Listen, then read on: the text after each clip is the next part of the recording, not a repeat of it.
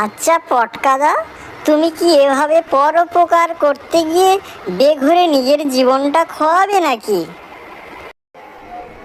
আর বলিস না ভাই, এই উপকারের বাতিকটা তো জন্মসূত্রে হেরিডিটি থেকে পেয়েছি, তাই না উপকার করে থাকতে পারি না। এই তো সেদিন একটা মেয়ে জলে ডুবে যাচ্ছিল, আমি জলে ঝাঁপিয়ে কোনো রকমে তাকে টেনে দাঁড়ায় তুললাম। তাতেই সবাই আমাকে বেধড়ক পেটালো, বলল মেয়েটি সাঁতার জানে, ও স্নান করছিল। গতকাল একটা 4 চাকার নতুন গাড়ি দাঁড়িয়েছিল, হঠাৎ দেখি তার থেকে ধোঁয়া উঠছে। আমি সঙ্গে সঙ্গে 1 বালতি জল নিয়ে গাড়িতে ঢেলে দিলাম আগুনটা নেভাবার জন্য। তাতেই ড্রাইভার নেমে এসে আমাকে একটা ঝালগাঁটটা দিল।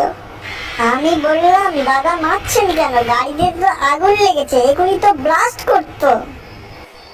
ড্রাইভার আরো একটা ঝালগাঁটটা দিয়ে বলল, আগুন লাগেনি হাদারাম, আমাদের বাবু সিগারেট খাচ্ছিল।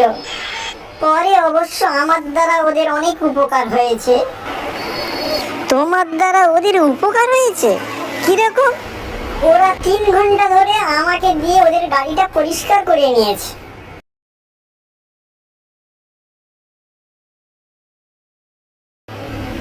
আরে, এ তো মেয়েটা সুইসাইড করতে যাচ্ছে। এভাবে একটা টাটকা প্রাণ বাসি ফুলের মতো ঝরে যেতে পারে না, ওকে বাঁচাতেই হবে। ছাড়ো ছাড়ো, আমাকে ছেড়ে দাও।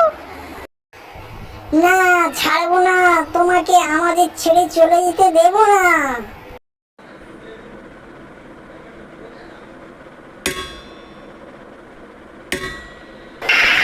আরে পটকাদা, ভূমিকম্প তো হয়নি, তোমার শরীর এরকম দুলছে কেন?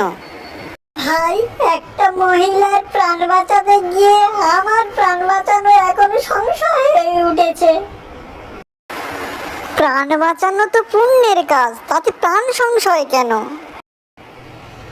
আরে ভাই, পুণ্যটাকে ওরা পাপ মনে করে আমাকে গরু পেটা করে ছাড়লে।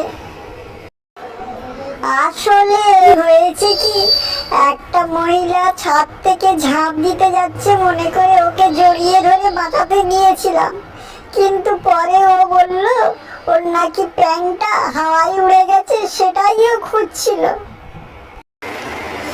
এবারে বুঝলাম, তোমার ভুল বোঝার কারণেই তোমার শরীরে ভূমিকম্প হচ্ছে।